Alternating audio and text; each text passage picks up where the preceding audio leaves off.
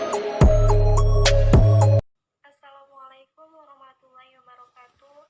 Perkenalkan, nama saya Wahyu Lestari, NIM 2092000055. Baiklah, di sini saya akan memaparkan materi saya, yaitu tentang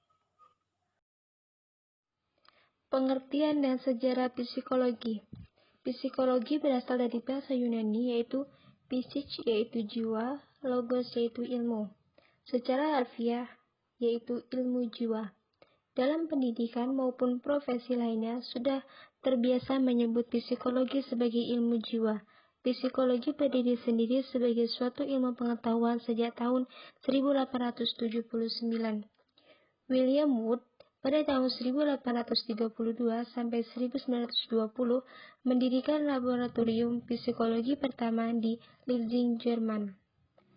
Pengertian psikologi. Psikologi adalah salah satu bidang ilmu pengetahuan dan ilmu terapan yang mempelajari tentang perilaku, fungsi mental, dan proses mental manusia. Sedangkan psikolog adalah seseorang yang melakukan praktek psikologis disebut psikolog.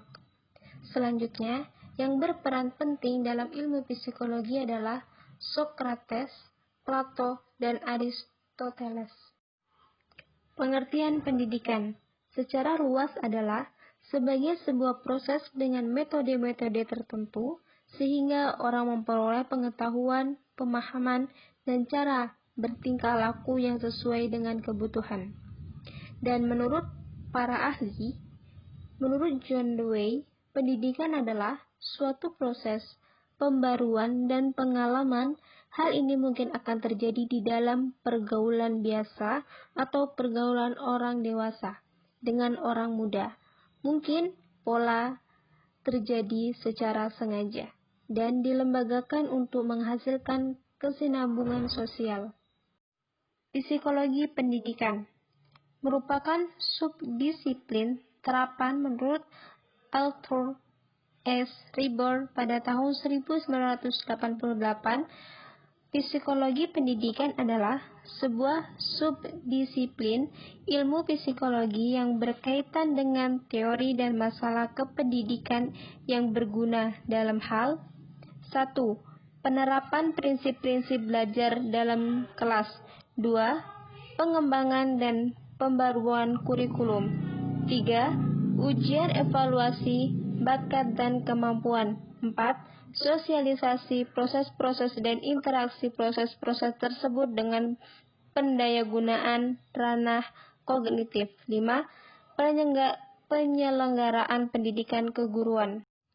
Metode-metode dalam psikologi pendidikan. 1. Metode eksperimen merupakan serangkaian percobaan yang dilakukan eksperimenter dalam sebuah laboratorium atau ruangan tertentu lainnya. Contohnya, mengukur kecepatan bereaksi siswa terhadap stimulus tertentu. Kedua, metode kuesioner disebut juga sebagai metode surat menyurat atau mail survey, di mana penyebaran dan pengambilannya sering dikirimkan melalui jasa pos atau media lainnya. Ketiga, metode studi khusus, sebuah metode penelitian yang digunakan untuk memperoleh gambaran rincian mengenai aspek-aspek psikologi seseorang atau sekelompok siswa. Studi khusus sulit dijadikan tolak ukur yang berlaku umum. 4. Metode penyelidikan klinis. Mulanya digunakan oleh para ahli psikolog klinis atau psikiater. Terdapat penggolongan diagnosis dan penggolongan gangguan kelainan jiwa serta cara-cara pemulihannya. Kelima, metode observasi naturalistik. Observasi yang dilakukan secara alamiah banyak digunakan oleh psikolog sosial untuk meneliti peranan kepemimpinan dalam sebuah masyarakat atau untuk meneliti sekelompok orang yang memerlukan terapi, perawatan, dan pemulihan yang bersifat kemasyarakatan. Gejala-gejala kejiwaan.